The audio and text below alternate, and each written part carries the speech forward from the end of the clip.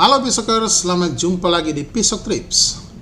Ini adalah New Gate atau gerbang baru, dan kita akan memasuki kota tua Yerusalem melalui gerbang ini, dan kita akan ke Bukit Golgota yang juga terletak di dalam kota tua Yerusalem, Israel.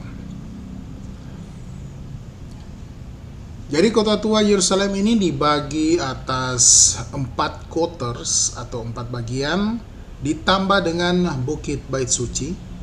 Jadi ada 5 bagian. Dan keempat quarters itu adalah bagian Yahudi, bagian Islam, bagian Armenia, dan bagian Kristen. Nah, kita sekarang berada di bagian Kristen. Nah, kota tua Yerusalem ini terdapat 8 gerbang atau gates. Satu di antaranya itu adalah gerbang emas, itu tertutup.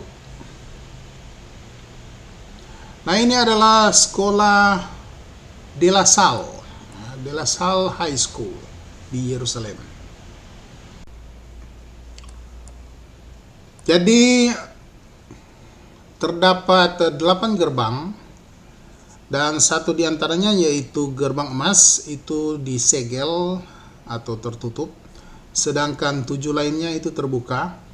Nah, gerbang-gerbang ini telah menjadi bagian integral dari struktur kota tua ini selama ribuan tahun, dan gerbang-gerbang ini tidak saja berfungsi sebagai pintu masuk atau pintu keluar dari kota tua ini, tetapi juga memiliki nilai simbolis, nilai sejarah, nilai religius yang mendalam.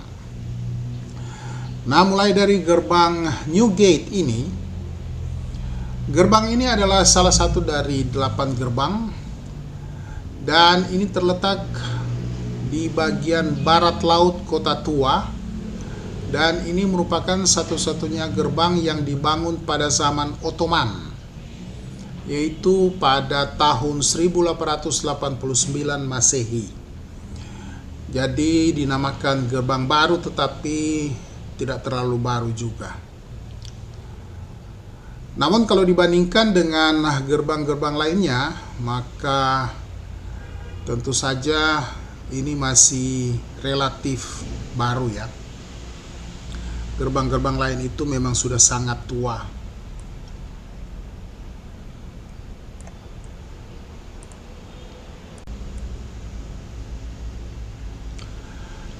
Nah, ini adalah Saint Xavier Monastery,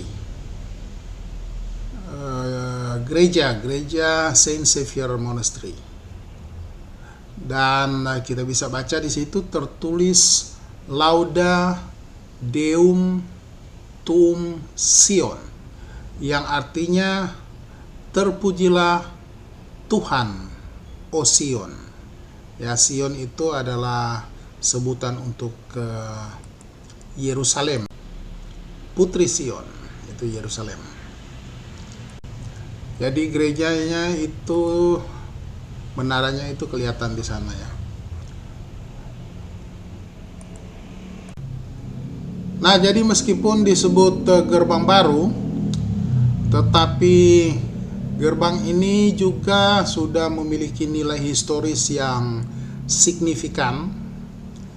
Dan pembangunan gerbang baru ini pada abad ke-19 itu adalah bagian dari proyek pembangunan besar-besaran yang dilakukan oleh Kekaisaran Ottoman di Yerusalem.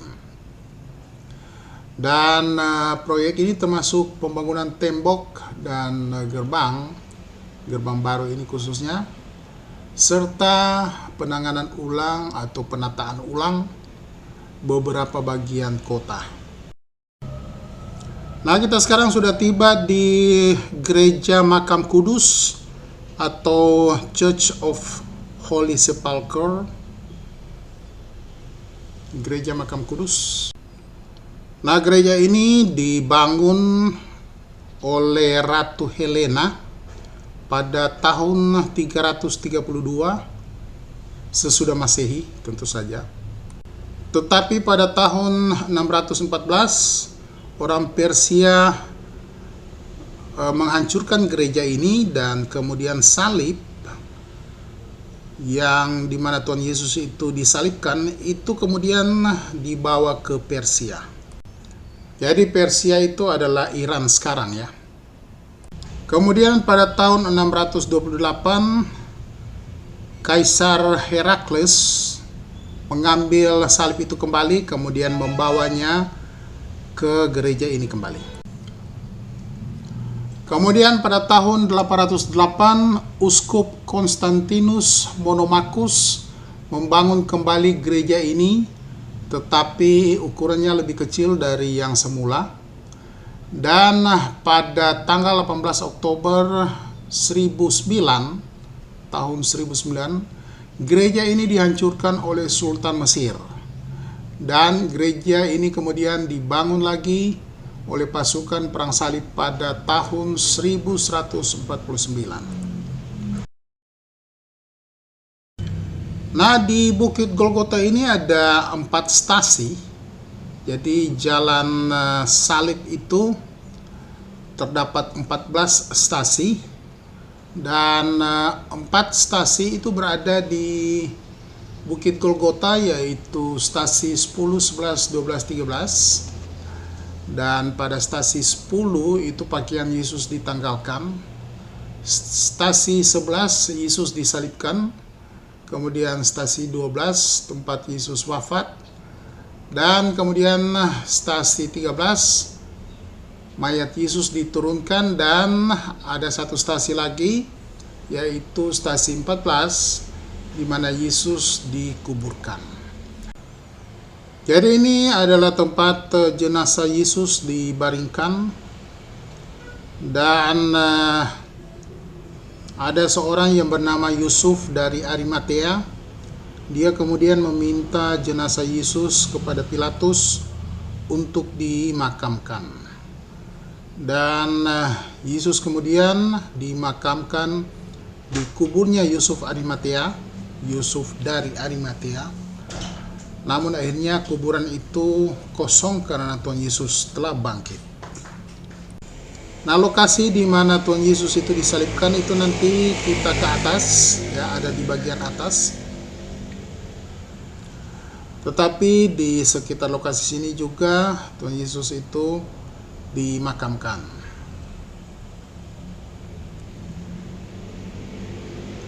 Nah, ini lukisan di belakang ini.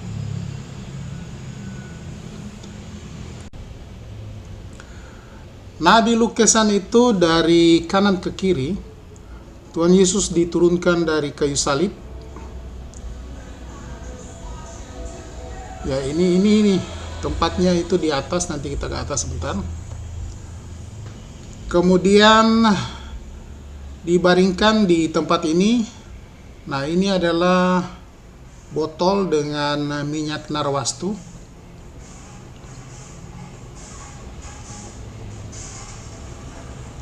Kemudian dikenakan, dibungkus dengan kain linen, dan dimakamkan. Tetapi kita tahu bersama pada hari ketiga, yaitu hari Paskah, Tuhan Yesus bangkit dari antara orang mati. Jadi kubur itu akhirnya kosong. Nah, kita ke atas sekarang. Dan ini adalah tempat di mana Yesus disalibkan dan kemudian mati.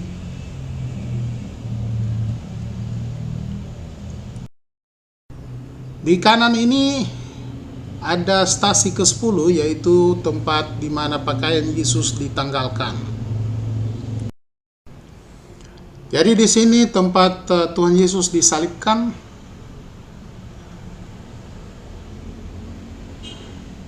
Inilah tempat Tuhan Yesus disalibkan.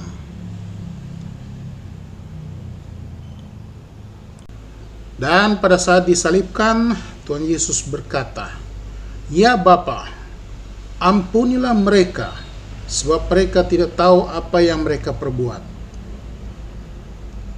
Ini luar biasa ya.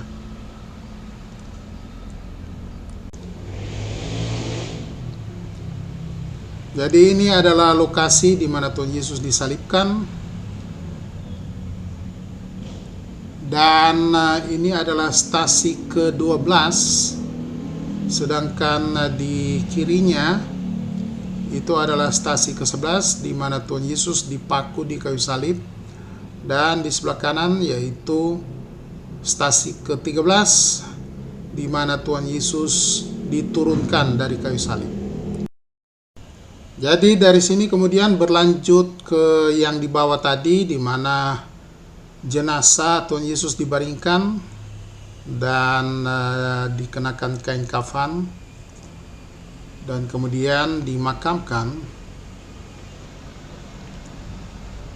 Tetapi kemudian Tuhan Yesus bangkit pada hari Paskah, pada hari ketiga.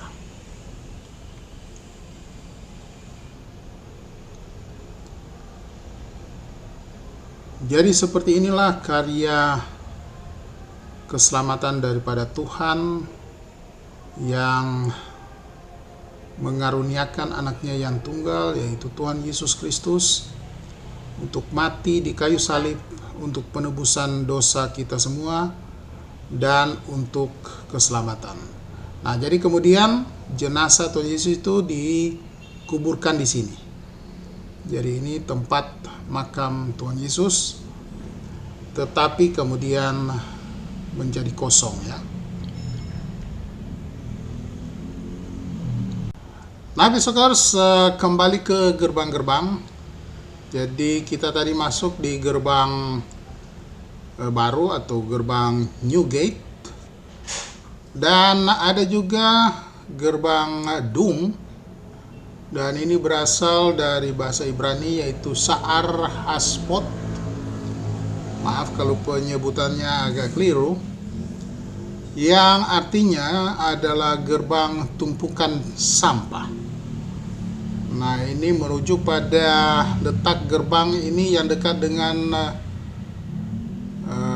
tempat-tempat sampah di luar gerbang yang dulu dibuang di luar kota ya. Jadi di luar kota itu ada tempat-tempat sampah di luar kota tua itu ya. Dan itu melalui gerbang Dung itu. Dan sekarang gerbang Dung itu adalah akses ke tembok ratapan, dan juga untuk non-muslim itu merupakan satu-satunya akses ke Bukit Bait Suci. Kemudian ada gerbang Sion. Nah, gerbang ini berhadapan dengan Gunung Sion, dan juga di situ ada makam Raja Daud. Dan berikut adalah gerbang Jaffa. Nah, di situ ada Menara Daud, dan ini adalah ke arah Jaffa Street. Jaffa itu disebut juga Yafo, adalah kota pelabuhan kuno yang sekarang adalah Tel Aviv. Nah, Jaffa Street ini selain ke Tel Aviv juga ke kota Hebron, yaitu tempat di mana Abraham dan Sarah, Ishak dan Ribka, Yakub dan Lea dimakamkan. Sedangkan Rahel itu makamnya itu ada di Bethlehem. Kemudian ada gerbang Damaskus. Nah, link video tentang gerbang Damaskus ini saya cantumkan di deskripsi. Kemudian ada gerbang Herodes. Nah, ini tentu saja merujuk pada Raja Herodes. Ada beberapa Raja Herodes, tetapi yang terkenal itu adalah Herodes Agung, Raja Yudea. Dan Herodes ini bukan keturunan Yehuda ataupun Israel, tetapi dia adalah keturunan Esau, yaitu keturunan Edom. Kemudian ada gerbang singa. Nah, link daripada video tentang gerbang singa ini juga saya cantumkan di deskripsi. Dan yang terakhir itu adalah gerbang emas yang disegel, ditutup. Nah, gerbang emas ini penuh dengan misteri, dan gerbang ini berhadapan langsung dengan Bukit Zaitun dan juga Taman Getsemani. Nah, jadi itulah ke-8 gerbang kota tua Yerusalem, dan 7 diantaranya itu dibuka atau terbuka, sedangkan 1 yaitu gerbang emas itu tertutup, disegel. Nah, saudara, sekian jumpa kita di video ini dan sampai bertemu kembali di video berikutnya. Terima kasih. Shalom. Bye.